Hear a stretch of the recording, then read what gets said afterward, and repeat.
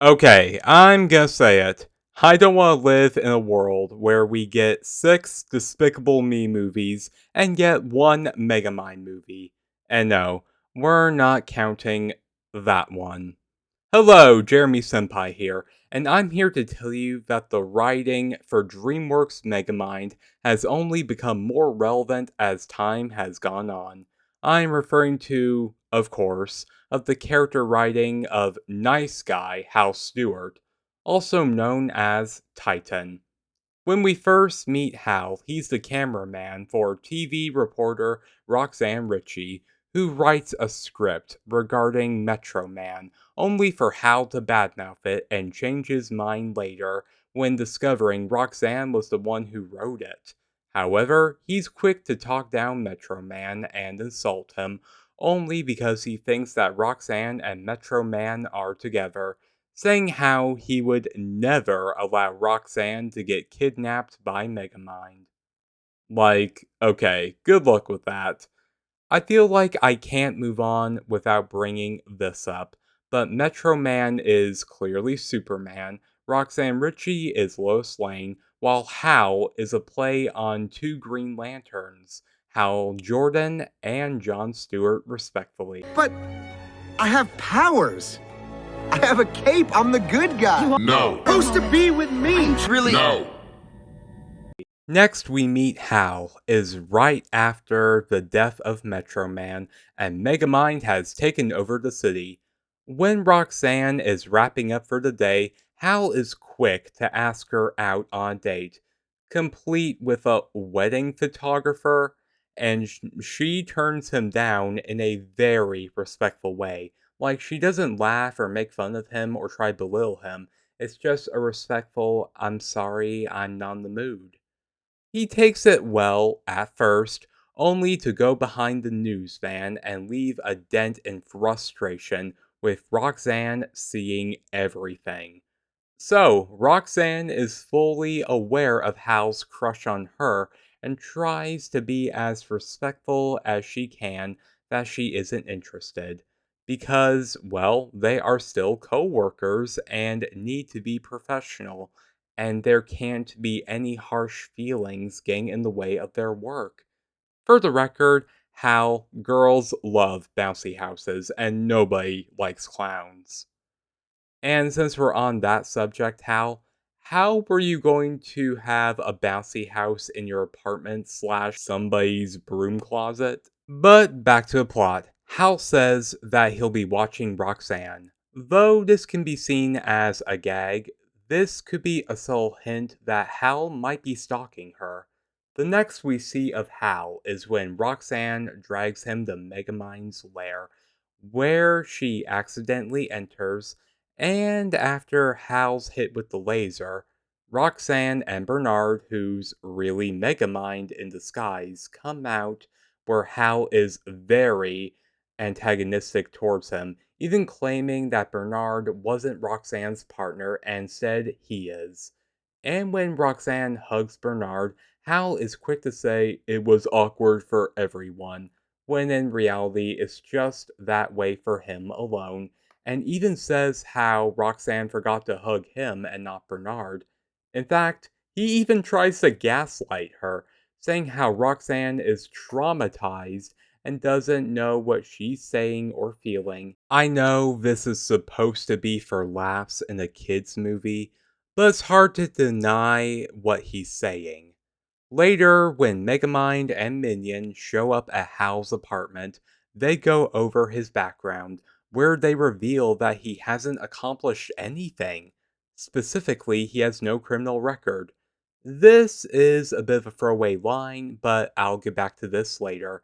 Megamind and Minion break into Hal's apartment, where he's quick to sell out his neighbor by saying that she has cooler stuff than him. This shows that Hal is a coward and isn't cut out to be a superhero who is supposed to protect other people.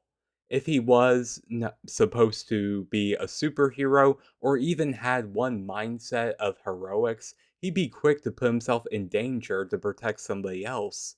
And yet he doesn't do that. Megamind and Minion disguise themselves as Space Dad and Space Stepmom, clear references to Jor-El for the Superman movie.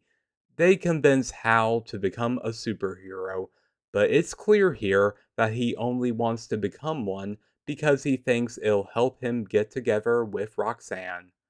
During Hal's training, he uses his heat vision on a dummy of Megamind and is shown to enjoy himself way too much. Again, another red flag that he's not cut out to be a hero because he's so quick to kill. Later, once Hal's training is complete, Megamind, still pretending to be his space dad, gives him the name Titan. However, Hal believes it's spelled Titan, Tighten, not Titan, like an Attack on Titan, showing that he may not be well educated. The next we see of Hal is when he flies up to Roxanne's apartment, making very creepy advances towards her. And keep in mind, this is his introduction to her. Not the classic formula of where the damsel is in distress, the hero saves her, and in doing so, she gets curious about him and wants to know more about him. Superman did it with Lois Lane, Spider Man did it with Mary Jane.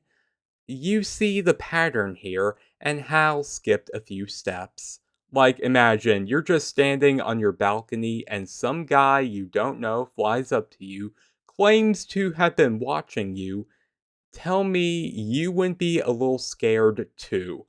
Hal then says that he knows all about Roxanne before bringing her a whole cart of flowers and says he doesn't know what to give her, showing that Hal doesn't really know anything about Roxanne as a person. He doesn't even know what flowers she likes. Later, Hal jokes about saving Roxanne only to put her in danger because she almost hits the ground or she falls into traffic. Again, making a joke of the entire thing. While standing on Metro Tower, at the very top, might I add, Hal reveals himself to Roxanne, and he is so sure that because he has superpowers now, that she's supposed to be with him. Roxanne tries to reason with Hal, but he's so delusional that he doesn't listen to her. Small thing is that Roxanne is so gentle as she talks to Hal. She remains calm, and yet Hal is having a meltdown, not liking what he's hearing. Instead, he just throws a tantrum, flies away, leaving Roxanne on top of a tower. Like, how did she get down from there and still make it only a little late for her dinner date with Bernard? Anyway, I just want to point out that Roxanne tried to reason with Hal. Yes, she was blunt and told Hal that she wasn't interested and that they would never be together. I do think that she cares about Hal as a work friend, but not to a romantic extent. Heck, later Roxanne even says that Hal would be the worst pick to be a superhero. Keep in mind here that Roxanne is Hal's co-worker and sees him every day. She's seen him as ugly side, even when he thinks nobody is looking. So she would know better than anyone what Hal is really like, as we've seen earlier. The fact that he's quick to get angry and violent when he's rejected. By Hal's logic, he has superpowers, so now Roxanne has to like him and be with him. No different than if he had muscles, a cool sports car, or $1 million. The next we see of Hal is when Megamind comes to his apartment, only to discover that Hal has gone full villain arc, having used his powers to steal, complaining that being a hero is all work and that he only became one to get with Roxanne, and that there's no point if she's not interested. Knowing the truth about Megamind, Hal tries to kill him after discovering that he was behind everything that led him to becoming Titan. including that he's dating Roxanne as Bernard, and he is quick to want to kill Megamind instead of just putting him in jail. After beating Megamind, Hal as Titan is quick to take over the city and treat it like his own personal superpower playground. Later in the movie, Roxanne tries to reason with Hal again, only for him to make a big deal out of the entire thing, tying her to the top of Metro Tower where she, quote, rejected him in his mind.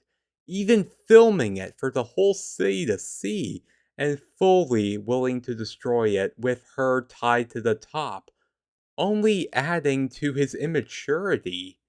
Megamind comes in to save Roxanne, and later Metro Man comes in to save both of them, and Titan is quick to get scared and fly away. Again, he's showing his cowardice.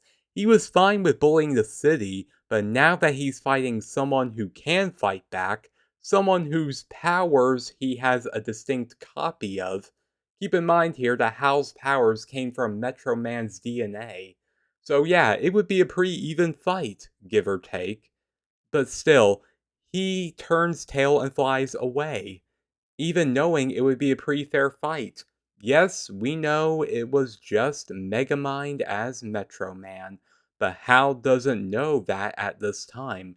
Like, if Hal was just as ruthless as he was earlier, he could probably be a match for Metro Man. Especially since, they had the exact same powers.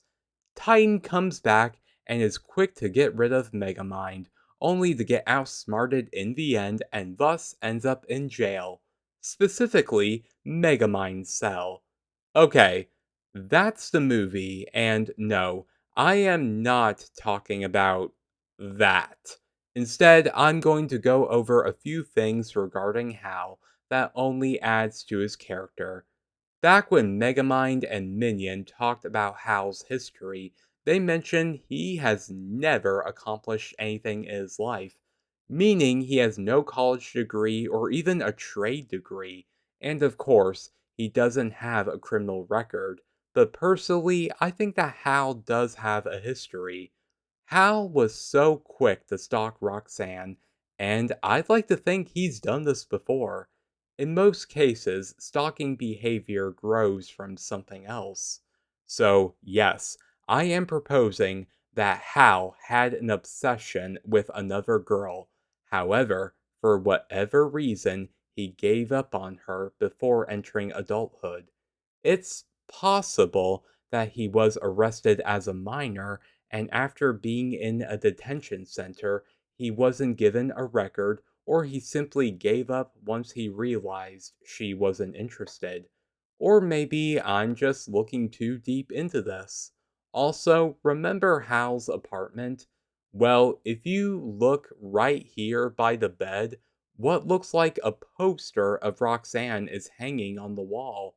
Now, keep in mind here, this is his coworker he sees every day, not a model or a celebrity who he would probably never get to meet in person.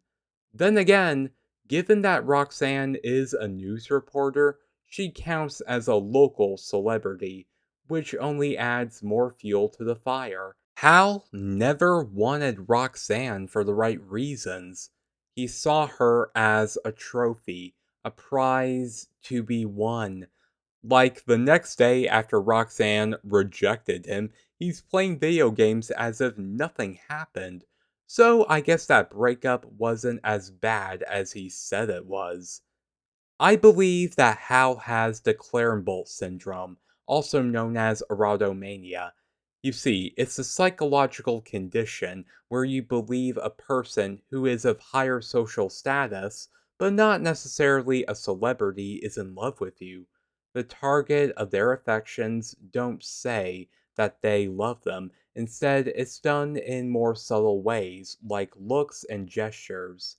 Hal's mind cooked up a fantasy relationship where he believes Roxanne is in love with him and she just doesn't realize it yet. Plus, add on to the fact that Roxanne is a local celebrity by being a news reporter and it all fits. In fact, to take a real life example, is that of Richard Wade Farley, who was responsible for the Sunnyvale ESL shooting of 1988. To make things as brief as possible, in 1984, Farley, who was 35 at the time, began stalking his coworker, the 22-year-old Laura Black, after going out to lunch with her alongside other coworkers. Something clicked in Farley's mind that Laura Black was in love with him and she just didn't realize it. Keep in mind here that they were joined at lunch by multiple coworkers. It wasn't just the two of them. Afterwards, Farley followed Black around and even got access to her work desk and even her home address. When his stalking affected his job, he was fired but landed a job with a rival company. Oh, and the really insane part is that Farley was already engaged to be married to another woman. So, he wasn't some loser who couldn't talk to women. This continued on until 1988. Farley took an assault rifle along with other firearms to his former office, where Laura Black still worked at the time, thus killing 7, injuring 4, with Laura Black among them. Eventually, Farley surrendered and was arrested and got the death penalty. In the aftermath, this helped rewrite the stalking laws in the United States and helped set new standards for harassment laws. Now, if you want to hear more specifics regarding, then I highly recommend you read about it in FBI agent John Douglas's book called Obsession, specifically in chapter 9. Now, I know that's an extreme deviation from a kids movie to an office shooting, but there are plenty of real life examples where a stalking case can escalate into something more serious, as seen with both Hal Stewart and Richard Farley, and that's important to see the signs before they get too out of control. Make yourself clear to that person that while you are not interested in them, that doesn't make them a bad person. Be blunt, but be fair, and don't be afraid to cut them off entirely for their own good in addition to your own.